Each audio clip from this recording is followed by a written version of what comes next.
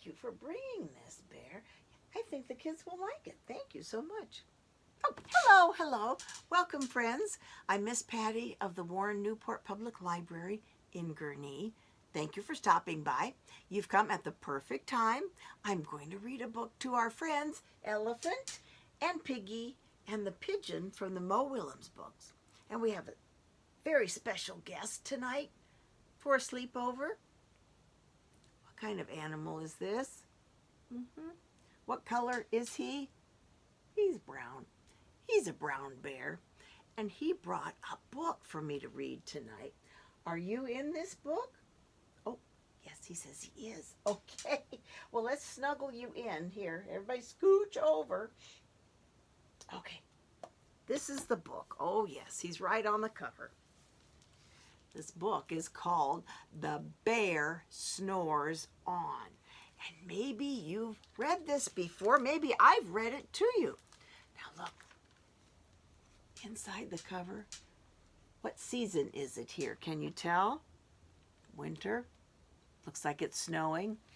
But look, there are tracks in the snow. What kind of tracks do you suppose? A bear going into this cave. Let's read about it and find out. First, we go to the title page. Again, the title is Bear Snores On, written by Karma Wilson, illustrated by Jane Chapman, and published by Margaret K. McElderry Books.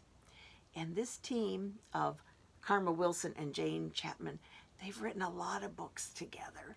And if you're interested, just go to our website, go to the catalog, and place holds on them. I think you'll enjoy them. They're quite a good team.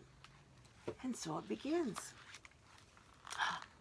In a cave in the woods, in his deep, dark lair, through the long, cold winter, sleeps a great brown bear. Can you see him tucked away in there? Oh, and what's that word for animals who sleep all winter and they wake up in the spring? Do you remember? Hibernation. Yes, he's hibernating. That's why he's sleeping. Cuddled in a heap with his eyes shut tight. He sleeps through the day and he sleeps through the night. Well, that's what you do when you're hibernating.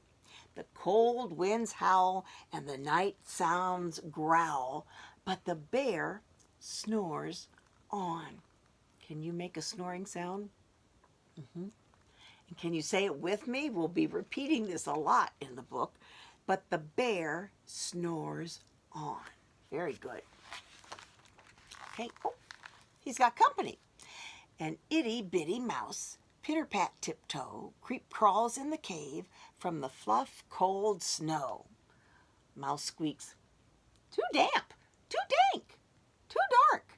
So he lights wee twigs with a small, hot spark. Oh, he's making a fire. That'll warm him up. Look, there's the bear. Coals pip-pop, and the wind doesn't stop. And what's the bear doing? Say it with me. But the bear snores on. Then two glowing eyes sneak peek in the den. Mouse cries, "Who's there?" And a hare hops in. "Ho, Mouse," says Hare, "long time no see." So they pop white corn and they brew black tea. So they use the fire to pop the corn, and there's the tea kettle warming up too. Great idea. So Mouse sips wee slurps very politely. Hare burps big burps. Oh no. Did that wake up the bear? Say it with me. Nope. But the bear snores on, even with the burping. Here's another animal at the door. A badger scuttles by, snuffs at the air. "I smell yummy yums. Perhaps we can share." "I brought honey nuts," Badger says with a grin. "Let's divvy them up, cozy down, and dig in." Oh, they're going to share. Wonderful. So they nibble and they munch with a chew, chomp, crunch. Did that wake up the bear? What do you think? Say it with me. but the bear snores on. Oh, more animals, more animals. A gopher and a mole tunnel up through the floor. Then a wren and a raven flutter in through the door. Mole mutters, "What a night! What a storm!" twitters wren, and everybody clutters in the great bear's den. They tweet and they twitter. They chat and they chitter. Is that going to wake up the bear? Say it with me. But the bear snores on. In a cave in a woods, a slumbering bear sleeps through the party in his very own lair. He must be a very sound sleeper, huh? Hare stokes the fire. Mouse seasons the stew.